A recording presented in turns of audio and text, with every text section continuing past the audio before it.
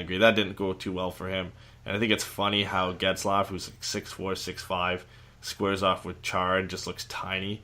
So, I mean, it's crazy. It would have been nice to see them fight, but just anybody who stands with the Char basically looks like the lollipop guild from I would love to from see Wizard of Oz. A Nathan Gerbe Zdeno Chara fight. Like Nathan Gerbe's like 5'7", Chara's 6'9". He's a whole foot and a bit higher than Nathan Gerbe. Does Gerbe get a chance to like skate full speed and jump and like try to do like an Hadouken from Street Fighter and go up onto Chara's chin? Because there's no way that was going to go well for him. I'd pay to see that. I mean, I would. That would be great. That'd be so comical. I mean, it would not be good for Gerbe. No, but hey, maybe he can just attack the legs. So that's the strategy. The Ducks would continue dominating this game up 4-2. They salted that one away. That was the death nail for the Devils. They continue on this win streak. They out-chanced them 28-16. That is incredible. That is a great game from Anaheim. As you said, when we look over at the analytics side of things, 5-on-5, you just look at that line of shot share going up and up and up and up for the Ducks all the way to the end.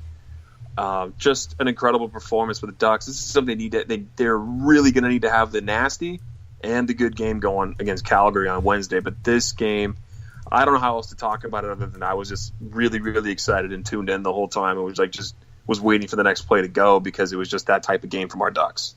Yeah, just a great effort. I mean, this is one of their better games in a while where they're able to just dominate for the entire game. And we've talked before where they've played really well for 2 periods at times and then just got caved in the third period. I believe the one that comes to mind for me was the Columbus game was like that. The Nashville game to some extent was like that as well. And then you finally get a game where the Ducks just play well consistently throughout the game. And you can't really do much on the Palmieri goal and the Maroon goal. I mean, you can't blame Gibson.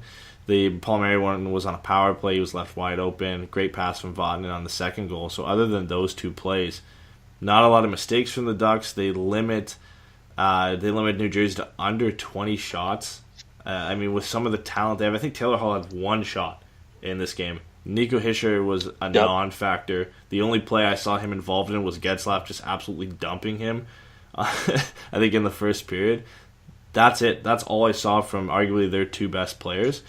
And just a great performance. I mean, this is 2 teams battling, and you just utterly dominate the game. It's a great sign going into the road trip. The only bummer that I got to bring... Oh, there's a couple bummers. Okay. Maybe had an 8-8-2 save finish tonight.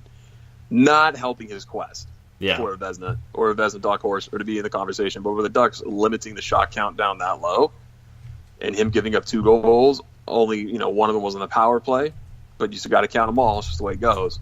An 882 save percentage.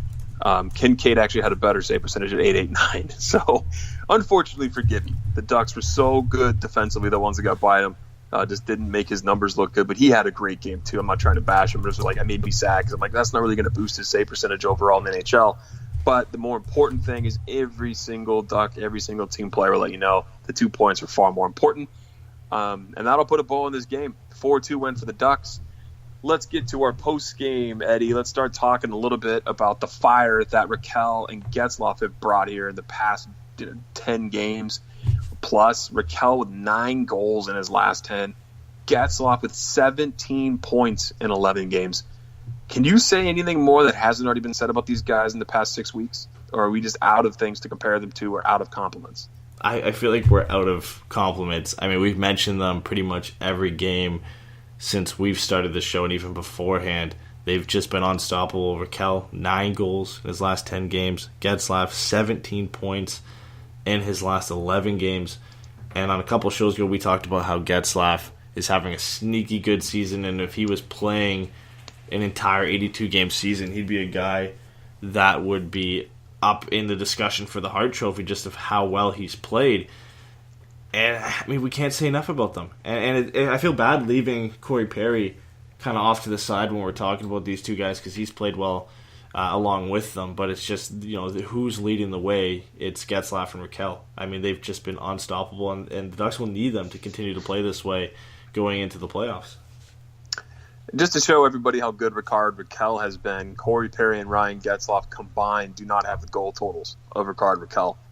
I mean, that just shows you that they need Rakell more and more and more. And sure, Getzlaf's the driver of the offense, absolutely, but you need that trigger man. And Rickard Rakell's really taken over that spot with 62 points on the season. Just a nice touch from him in this game to get 2 more points, right? I mean, just keep adding those points up, baby. Keep getting them, keep rolling, and then let the other guys start to wake up here and get the Ducks on a run. Like you mentioned, Taylor Hall. Let's talk about the defense here. Completely contained, frustrated Taylor Hall. You could tell. I mean, that team just, at the end when they pulled Kincaid, they just didn't get anything going. There was nothing going into the Duck zone. They completely shut down that neutral zone. And it just goes to show you when the Ducks want to play their game, they do. That Fowler-Montour pairing, we've been talking about the same thing. We've been talking about the same 5 guys. Yeah. We've been talking about the same for 5 guys for the past 9 games. Rickard Rakell, Ryan Getzlaf, Corey Perry, 6. John Gibson, and then Fowler and Montour there. This is the team, and these are the guys. And I just can't say enough about how well they shut down that team. They're really going to need it come time for Calgary. But on that blue line now, Eddie, what are the Ducks really going to do without a Josh Manson? This is something that we haven't really had to deal with. I mean, Manson this season has played every game. He's the only Duck to have played every game. There's still an opportunity here for us to find out that it was nothing and it's precautionary and he's fine, which we all hope and pray for his health, and then in turn also for the Ducks to continue their run with a full lineup. But where does this put Anaheim? It puts them in a difficult position. I mean, they played very well without him, but you had 5 guys tonight. You had Fowler and Montour obviously picking up most of the minutes as well. Lindholm played 27 minutes, so you've got 3 guys who just picked up the lion's share of minutes and replaced Josh Manson in this one. If he's out for the next game, it's got to be Korbinian Holzer who steps in, and if we have to see that for any prolonged period of time, it's going to be an issue. And I think it's kind of dimmed down a bit with how well Fowler and Montour have been playing. If you didn't have them playing at the level they are, and we're still relying on Lindholm and Manson as the only decent pairing for the Ducks, it'd be a huge loss, even though it is already, but it'd be even bigger loss if we didn't have that to fall back on. Because, I mean, the Ducks did a great job already, like you said, that the defense containing Taylor Hall, containing Nico Hischier, really just dominating this game, even when they were down to 5 guys. It's a positive sign, but Josh Manson is such a pivotal piece to that blue line. If you lose him for the rest of the season when you're making, this push and fighting to get in, it's going to be big. And if it's anything longer, and of course we don't know right now, but if it comes to the fact that he's missing playoff games, that's an even bigger loss for the Ducks, because they need that top 4 of Lindholm, Manson, Fowler, Montour together if they're going to make any sort of run.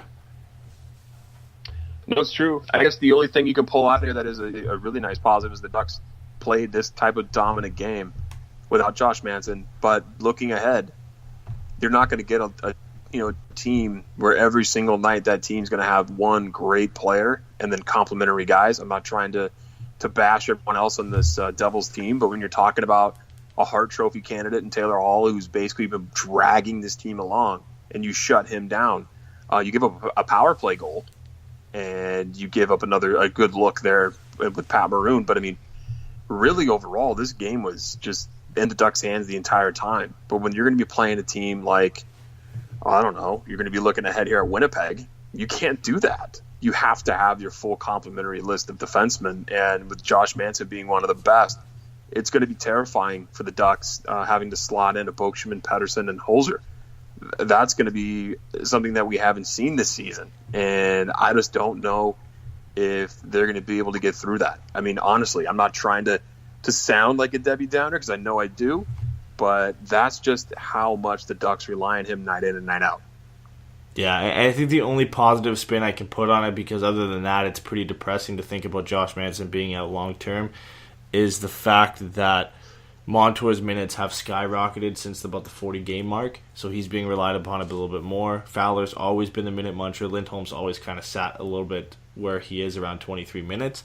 And Manson's minutes have kind of gone down. Not a lot, but in respective to Montour's going up. So it's not like they've relied on him solely to be the main guy in the blue line, Montour's kind of picked up his play and allowed the pressure to come off Josh Manson. So it makes his loss a little bit easier, but by no means is it an ideal situation to lose him at this point, because that Lindholm-Manson pairing is so key to the Ducks' success. And yes, they've been struggling as of late, but there's still that reliable pair you can always go to and say these two guys are going to be good together, and you can put them out in the tough situations if they're going to be able to get things done.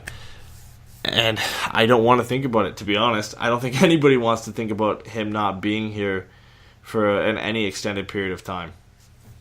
Well, just to put a little end on the cap of this, I was scrolling through Twitter right now on my computer because I'm like, I know there's got to be an update from RC because someone's going to ask him in the media scrum after the game. And sure enough, Eric Stevens writes, breathe, because someone said, any update on Manson? I was at the game, didn't see what happened. Is there an incident? What about him for April? And the first word was breathe, period. Evaluated again tomorrow. Randy Carlyle believes he'll go on the road trip, but the next 24 hours are key. Ducks don't practice until Tuesday before flying. So there's the small update, and that's the typical, hey, we're not going to tell you anything other than we think he's okay, but we're going to find out tomorrow. That, to me, makes me think that it's a head injury, rather. Yeah. If they're going to have to wait and see if he's foggy, see if he has headaches, which, God, I hope not. But sounds like that's what they think, but they feel like at the same time, almost like they held him out for precautionary reasons. How do you read into that? I know it's a sentence, but I mean, that's what I pull from it. Yeah, I want to believe that he was held out for precautionary reasons, but it's tough to say that. I mean, it's easier to kind of make that speculation if it's late in the game or it's halfway through the second and the Ducks are playing the way they are. But he left so early, and the Ducks were up 2-0 at the time, but it's kind of, I feel like it's kind of early to make that call, and obviously I'm not the coach or I'm not anybody making that decision, and maybe it was kind of borderline, so they said, hey, you might as well just sit out. We're in a good position here, and we'll try and hold on without you. I'm hoping it's that. I really don't know, because we don't know. I mean, if we knew if it was a shoulder or a hand or a head injury or something, we could at least make some speculation. But even from the plays that we've seen, there's no real telling clip or audio or anything that really says what the injury could be. And we're just in that position that nobody likes to be in, where we have to just sit here and wait for an update, because we know that sometimes those updates don't come for a couple days. Yeah, we'll have to find out. We'll definitely have more information in our post-game show on Wednesday, obviously. But let's get on here to the playoffs. Right now, let's talk about the standings. The Ducks slot back in, which we've all been waiting for to happen. They've turned on, playoff mode and go 3-0 in their last 3 games, which is good news. We're bumping the Kings down, and the Ducks are going up. That's exactly what we want to see, Eddie. If the playoffs started today, where would the Ducks be and who would they play? Do you have that up? It'd be San Jose, right? Yeah, it'd be San Jose. Unfortunately, San Jose would have home ice advantage, but hey, at least you're in and you're not facing Nashville or Vegas. So that's kind of a bonus, I guess. I mean, you go from not playing them to playing San Jose at home, and San Jose has been playing excellent ever since the trade deadline and acquiring Evander Kane, who had 4 goals last night.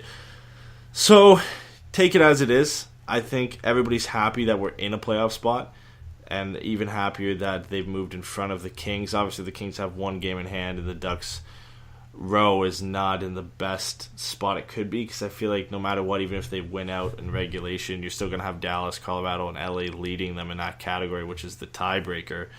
So the Ducks kind of hold their own destiny in a bit, because they do play LA, and they do play Colorado and Dallas, so you've got those 3 key games where you can pick up those big points. But I don't know. I mean, I don't know. How do you feel about a matchup against San Jose, with San Jose having home ice advantage? I don't love it, but I don't hate it. And I feel like if they're going to get in, that's the team they're going to play. Yeah. Because I would hate to write them off if they get in a wild card spot. But to go up against the likes of Winnipeg or Nashville in the first round, as we've talked about before, it's, I don't know, man. That's not a good start for the Ducks. They would have to, get them a playoff series win under their belt before you throw them into a team like that. Get the confidence going, get the guys loose, get them in playoff mode there. I would love a matchup against the Kings. I feel like the Ducks would be able to play them really well and probably beat them in the first round matchup there, and it would be nasty and fun hockey. But this San Jose team is all of a sudden turning it on, and they're not an easy team. They're not going to roll over and die. The Ducks don't play them the rest of the season. The Sharks led the season series 3-0-1. Sure, those games were close,